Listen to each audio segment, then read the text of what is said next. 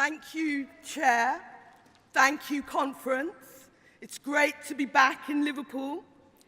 This party is now the largest social democratic party in Europe, and we are still growing.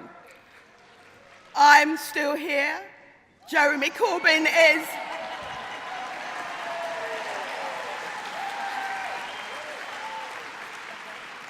And Jeremy Corbyn is emphatically still here as leader of the Labour Party.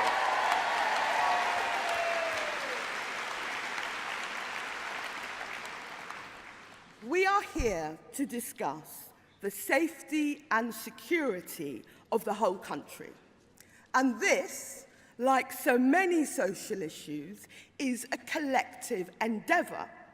It cannot be done individually. You are not safe, if your neighbour isn't safe, and we know who suffers most from crime. It's the most vulnerable: women, the elderly, children, all of our ethnic minority communities, the LGBTQ community, and disabled people. So it has always been wrong to say that law and order is somehow a Tory issue. Fighting crime and upholding the law are key issues for our communities and are therefore key issues for Labour.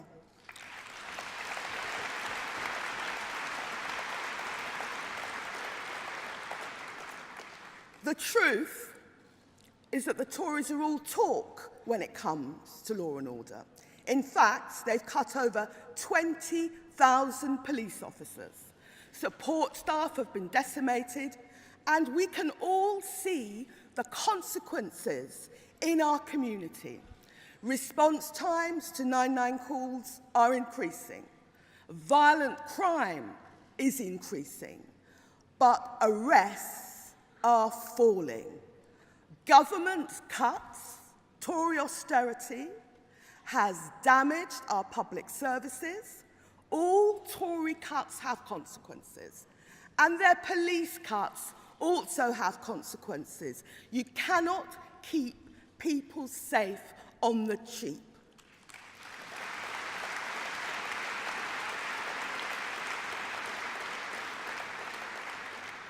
In Labour's 2017 manifesto, the brilliant 2017 manifesto, we said we would add 10,000 police officers. We will focus on rebuilding community policing because community police are the front line against crime, including terrorism.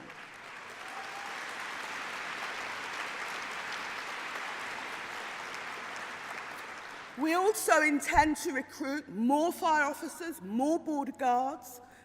The next manifesto is not yet written, but obviously I'll be having friendly chats with the Shadow Chancellor John McDonnell about the money available for Home Affairs and Security, but I'm sure that we're all agreed where we want the money available to recruit police and fire officers and border guards to go.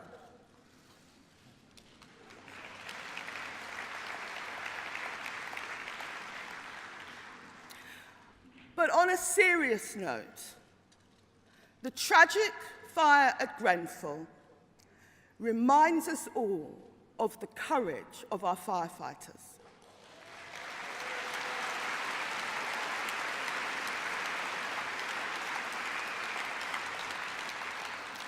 But this government refuses to accept that their cuts to fire services cause longer response times. They refuse to accept that privatisation and deregulation led inevitably to disasters like Grenfell. More than a year later, they have not produced a single initiative that would prevent a repeat of Grenfell. That is how much they care.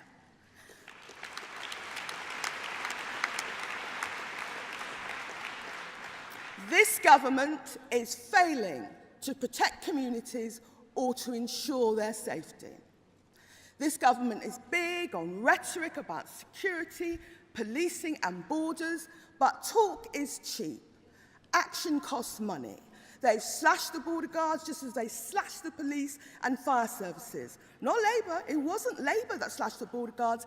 It was the Tories that made those cuts. Real border security to stop drug trafficking, sex traffickers, gangsters and terrorists. That is what the Labour Party stands for.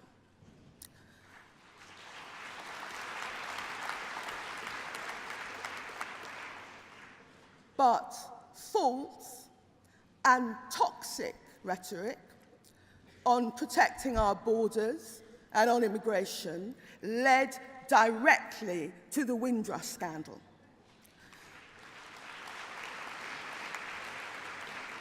Can you imagine living in a country which indefinitely detains its own citizens, which deports them, which refuses them cancer treatment, even when they've lived in the country all their adult lives? Well, under this government, we saw this happen to the Windrush generation. This was my parents' generation, and I know full well that this was a generation that came to help rebuild this country after the war, and the Tories treated them like this. This was a generation who was so proud to be British, which makes the way they were treated even more shameful. So we've had Theresa May with her go-home vans. She was the Home Secretary who announced that she would deport first, appeal later. And the entire Tory party and the Lib Dems voted for the 2014 Immigration Act, which implemented their hostile environment. They are responsible for Windrush. And it's no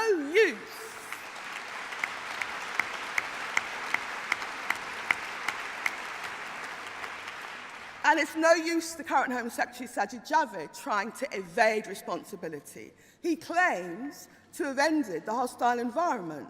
That is untrue. Last Friday, he sneaked out an announcement showing that they are still treating the Windrush generation as second-class citizens. We will not rest until there is justice for the Windrush generation.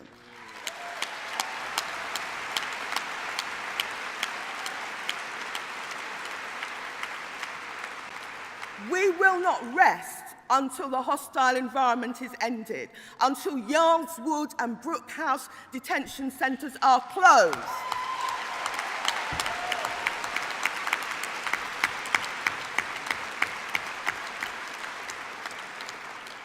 And we won't rest until this Prime Minister and this government is gone.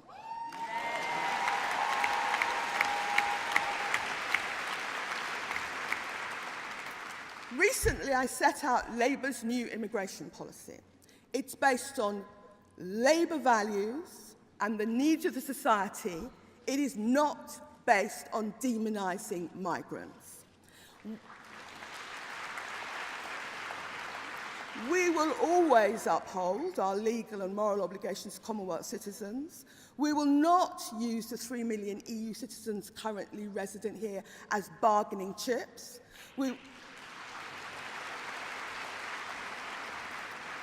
We will uphold their rights and the rights of British citizens resident in Europe. We'll be striking deals with the EU and other countries. These trade deals can benefit us all. Migration may well be part of those deals, and the immigration that I have set out fits into that, not the other way around.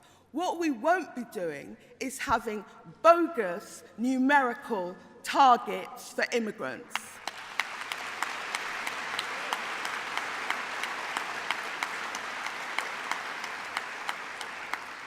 The Home Affairs Select Committee, the Migration Advisory Committee, and a former Home Office Permanent Secretary have all said that these bogus numerical targets do not work. I think the only person that still believes in them is Theresa May. Instead of bogus targets and demonising migrants, we will have clear criteria. After the Brexit deal, after the trade deals, we may still have key skills gaps, such as the shortages of doctors and nurses and social care workers. So first of all, we'll increase training and education and apprenticeships for people here and insist that companies do the same. We will drive up wages by enforcing the national minimum wage, and we will increase employee rights and clamp down on exploitation.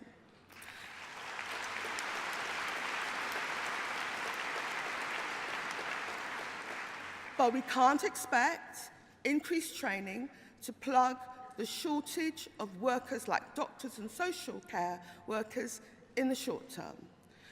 We will need some migrant workers. But conference, we should always remember that immigrants don't drive down wages. It's predatory employers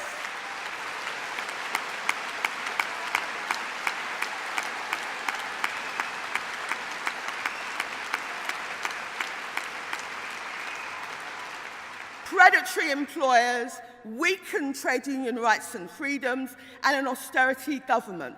That is what has driven down wages.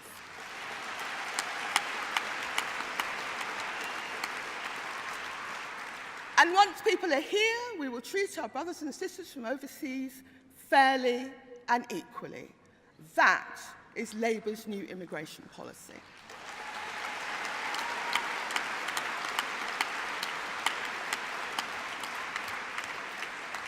But I can't go without reminding this audience here in Liverpool that Labour is committed to releasing all the papers in relation to the 37 Camel Laird shipyard workers and the Shrewsbury 24 trials.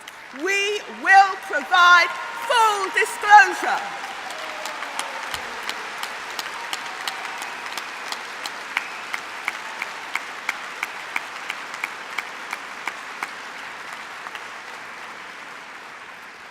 We want justice, and we'll have open inquiries into Orgreave and into the blacklisting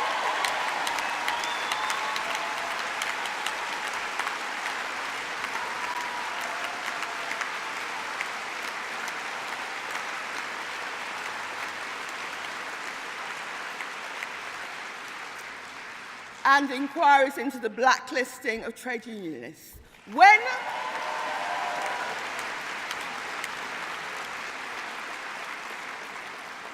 When workers are engaged in legitimate disputes, they need to be safe and secure from intimidation, from threats, and from media frame-ups.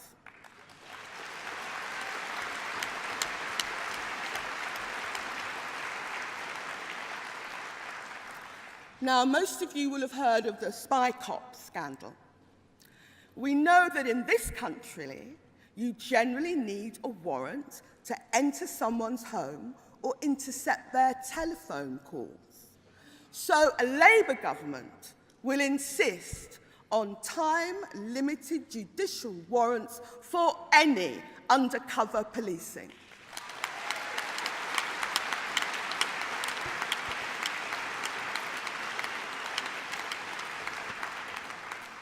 And I couldn't let my conference speech end without thanking my fantastic Shadow Home Affairs team, Nick Thomas-Simmons, Afsar Khan, Karen Lee, Louise Haig, and Eleanor Smith. They have been brilliant.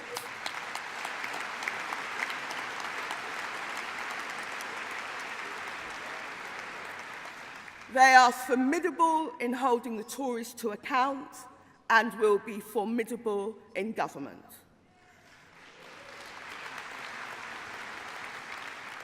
But I also want to thank all of you who've supported our party, supported me, and supported the leader, Jeremy Corbyn, through thick and thin.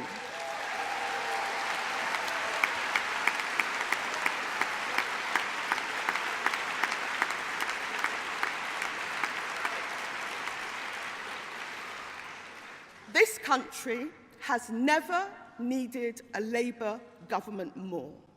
We will have to repair the ravages of the Tory years. This country needs a Jeremy Corbyn-led Labour government